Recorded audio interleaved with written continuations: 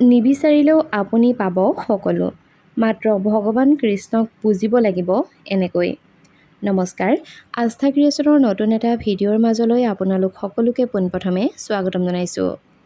বন্ধু বান্ধৱীসকল, আমি সকলোৱে বিচাৰোঁ যাতে আমাৰ ভগৱান নাইবা আমাৰ আৰাধ্যজন খুব সোনকালে যাতে সন্তুষ্ট হয়, তথা আমাৰ পূজা নাইবা আমাৰ সেৱাত যাতে আমাৰ আৰাধ্য দেৱতাজন সন্তুষ্ট হৈ আমাক যাতে তেওঁৰ সমভাগী তথা তেওঁৰ এজন ভক্ত হিচাপে মানি লয়। কিন্তু এই কথা তথা এই নিয়মসমূহ বহুতে নজনাৰ ফলতে নিজৰ আৰাধ্য দেৱতাজনক সন্তুষ্ট কৰিব নোৱাৰে।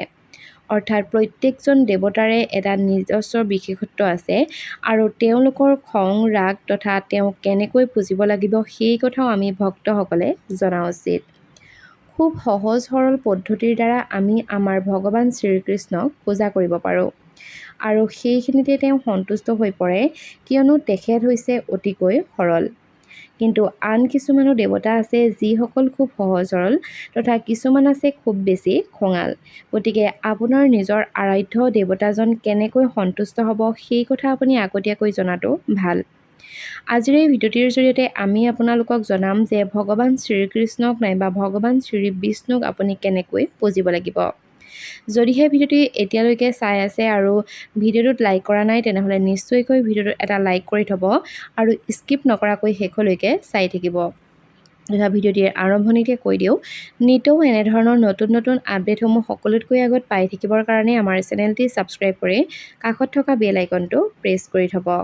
যদিহে আপোনাৰো আৰাধ্য দেৱতা ভগৱান শ্ৰীকৃষ্ণ হয়, তেনেহ'লে তেওঁক প্ৰত্যেক দিনে যদিহে আমি কৃষ্ণৰ আৰাধনা কৰোঁ, তেতিয়া ভগৱান কৃষ্ণ খুব সোনকালে সন্তুষ্ট হৈ পৰিব। মাত্ৰ এটা বিষয় আপুনি মনোযোগ দিব লাগিব, যাতে ভগৱানৰ শ্ৰীকৃষ্ণৰ আৰাধনা কোনো ব্যয়বহুল নহয়। তেখেতক পুজিবলৈ আচল কথা হৈছে যে তেওঁৰ প্ৰতি আমাৰ সম্পূৰ্ণ সমৰ্থন তথা ভক্তি আৰু নিষ্ঠা।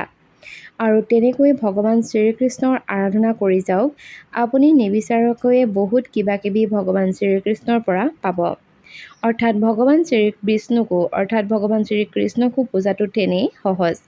আপুনি বৰ বেছি ব্যয়বহুল খৰচ কৰি ভগৱান শ্ৰীকৃষ্ণক পুজিব নালাগে। যদিহে আপোনাৰ গৃহত ভগৱান শ্ৰীকৃষ্ণৰ মূৰ্তি আছে, তেনেহ'লে আপুনি সেই মূৰ্তিৰ ওচৰতে তেখেতক পুজিব পাৰিব। আৰু যদিহে নাই, তেনেহ'লে আপুনি অতি কমেও ভগৱান শ্ৰীকৃষ্ণৰ এখন ফটো নাইবা যদিহে সম্ভৱ নাইবা আপুনি কিনিব পাৰে, তেনেহ'লে এটি সৰু হ'লেও কৃষ্ণমূৰ্তি নিজৰ ঘৰলৈ লৈ আহক। আৰু মনত ৰাখিব যে ভগৱান শ্ৰীকৃষ্ণৰ মূৰ্তি প্ৰতিষ্ঠাৰ লগতে এটি গণেশৰ মূৰ্তি নিজ গৃহলৈ লৈ আনিবলৈ নাপাহৰিব।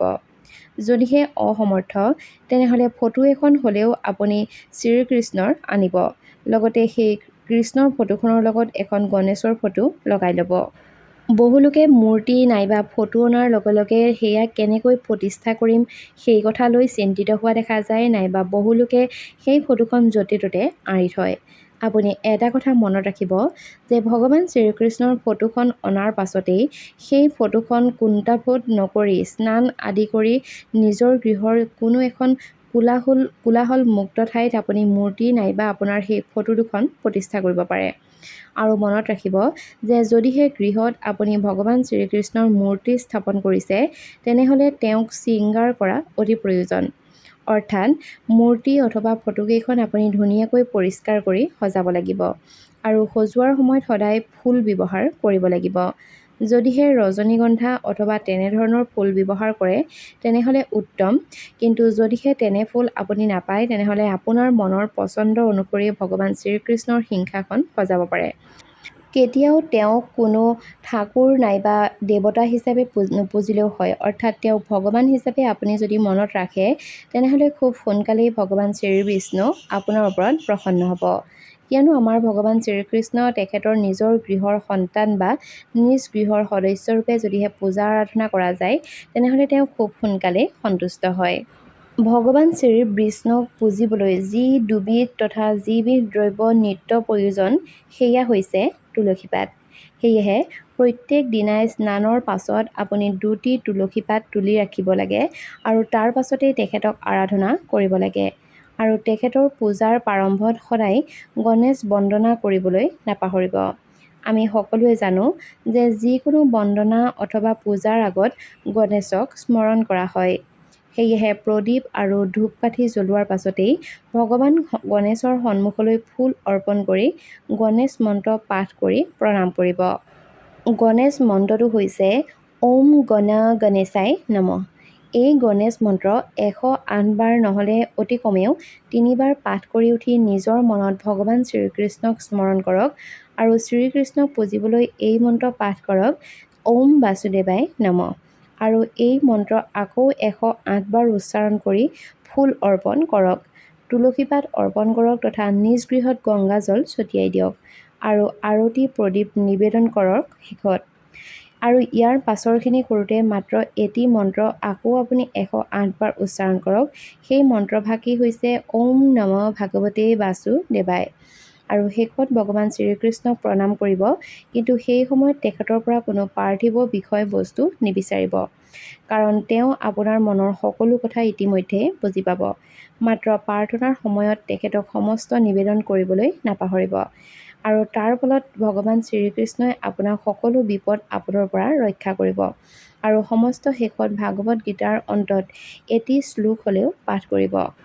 আমাৰ বহু লোকৰ এটাই নিয়ম আছে, ভগৱান শ্ৰীকৃষ্ণই হওক নাইবা নিজৰ আৰাধ্য দেৱতাজনৰ ওচৰলৈ গৈ বিপদৰ সময়ত বিশেষকৈ ভগৱানৰ ওচৰত হাতযোৰ কৰি প্ৰাৰ্থনা কৰা যায়, কিন্তু তেওঁক আমাক কি লাগে সেই কথা কৈ থকাৰ পাছতেই ভগৱান শ্ৰীকৃষ্ণই হওক নাইবা নিজৰ আৰাধ্য দেৱতাৰ ওচৰত গোৱা সেই প্ৰাৰ্থনাভাগ আমি পাহৰি যাওঁ।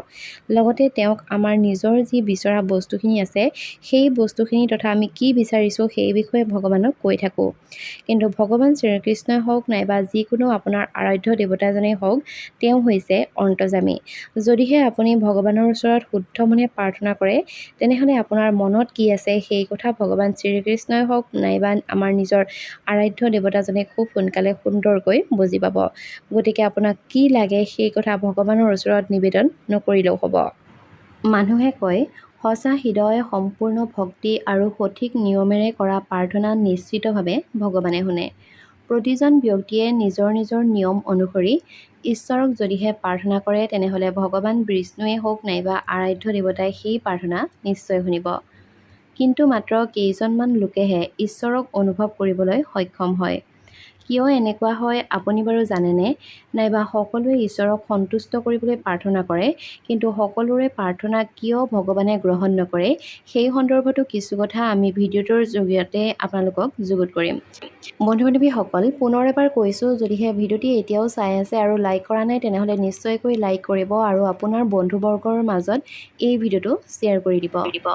আৰাধ্য দেৱতাজন নাইবা ভগৱানক আপুনি কেনেকৈ সন্তুষ্ট কৰিব সেই কথা জনাৰ আগতে আপুনি জানিব লাগিব প্ৰাৰ্থনানো প্ৰকৃততে কি।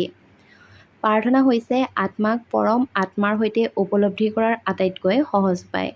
কোৱা হয় যে জীৱনৰ উন্নতিৰ বাবেই হওক নাইবা আত্মসন্তুষ্টিৰ বাবেই হওক নিতৌ আমি প্ৰাৰ্থনা কৰা উচিত।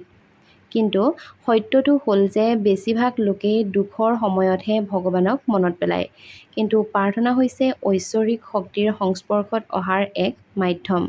এতিয়া আমি আপোনালোকক জনাম প্ৰাৰ্থনাৰ অলৌকিক উপকাৰৰ বিষয়ে। অৰ্থাৎ প্ৰাৰ্থনাৰ জৰিয়তে আপুনি ভগৱান শ্ৰীকৃষ্ণক নাইবা আপোনাৰ আৰাধ্য দেৱতাজনক কেনেকৈ লগ পাব। বিশ্বাস কৰা হয় যে নিয়মিত প্ৰাৰ্থনা কৰিলে ইয়াৰ পৰা বহুতো অলৌকিক উপকাৰ পোৱা যায়। প্ৰাৰ্থনা আৰু ইয়াৰ উপকাৰৰ বিষয়ে আটাইতকৈ আচৰিত কথাটো হ'ল যে ভক্তিমূলক প্ৰাৰ্থনাই সদায় ইয়াৰ ফল দেখুৱায়। আৰু প্ৰাৰ্থনাৰ সঠিক উপায় বুজাই দিয়াৰ আগতে প্ৰাৰ্থনাৰ প্ৰকৃত অৰ্থ কি সেই কথা আপোনালোকে জনাটো খুবেই দৰকাৰ। প্ৰাৰ্থনাই হৈছে ঈশ্বৰৰ আগত নিজৰ কথা কোৱাৰ এক মাধ্যম। প্ৰাৰ্থনাৰ জৰিয়তে এজন ব্যক্তিয়ে নিজৰ বা আনৰ ইচ্ছা পূৰণ কৰিবলৈ চেষ্টা কৰে। তন্ত্ৰমন্ত্ৰ, ধ্যান আৰু জপ আদিও হৈছে প্ৰাৰ্থনাৰ এক ৰূপ। প্ৰাৰ্থনাই সৰু পৰিসৰত কাম কৰে তথা প্ৰাৰ্থনাৰ বাবেই প্ৰকৃতিৰ পৰিৱৰ্তন ঘটে। বহুতে একে সময়তে কৰা প্ৰাৰ্থনাৰ অধিক ফলপ্ৰসূ হোৱা দেখা যায়। কিন্তু এই প্ৰাৰ্থনাৰো কিন্তু নিয়ম আছে। প্ৰাৰ্থনাৰ শক্তিৰ পৰা নিৰ্গত শক্তিয়ে এজন ব্যক্তিৰ সমগ্ৰ জীৱনতে প্ৰভাৱ পেলায়। সেইবাবে কোৱা হয় যে কাৰোবাৰ ক্ষতিৰ বাবে কৰা প্ৰাৰ্থনা একেবাৰে উচিত নহয়। যদিহে বহুতে অনুভৱ কৰে যে তেওঁলোকে ভগৱানৰ ওচৰত বহুত প্ৰাৰ্থনা কৰে কিন্তু তেওঁলোকৰ প্ৰাৰ্থনা শুনা নাই, অৰ্থাৎ বহুলোকে আপুনি এনেকৈ কোৱা শুনিব যে ইমান প্ৰাৰ্থনা কৰাৰ পাছতো ভগৱান ইমান নিষ্ঠুৰ যে আমাৰ প্ৰাৰ্থনা নুশুনিলে।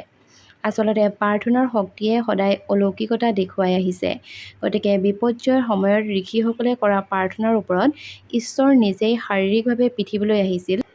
কিন্তু বৰ্তমান সময়তে হওক বা আগৰ সময়তে বহু ক্ষেত্ৰতো প্ৰাৰ্থনাই প্ৰত্যেকবাৰতে নিজৰ প্ৰভাৱ দেখুৱাব নোৱাৰে। তেনে পৰিস্থিতিত ইয়াৰ আঁৰৰ কিছুমান বিশেষ কাৰণ লুকাই আছে, যি কথাও আমি এই ভিডিঅ'টোতে আপোনালোকক জনাম।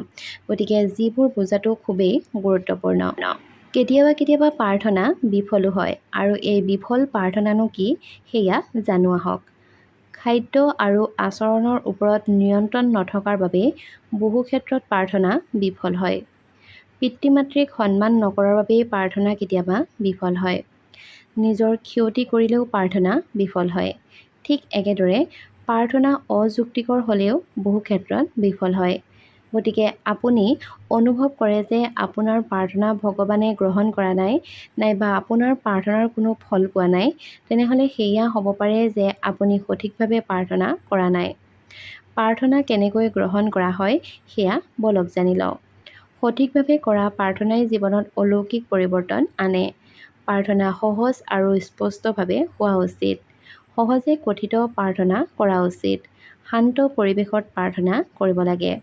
বিশেষকৈ মাজনিশাৰ প্ৰাৰ্থনা ভগৱানে খুব সোনকালে গ্ৰহণ কৰে বুলিও বিশ্বাস কৰা যায়। প্ৰত্যেক দিনাই আপুনি একে সময়তে প্ৰাৰ্থনা কৰিবলৈ চেষ্টা কৰিব। অযুক্তিকৰ ভাৱে নাইবা আনৰ ক্ষতিৰ উদ্দেশ্যেৰে প্ৰাৰ্থনা নকৰিব। প্ৰতিটো ইচ্ছা পূৰণ হ'ব।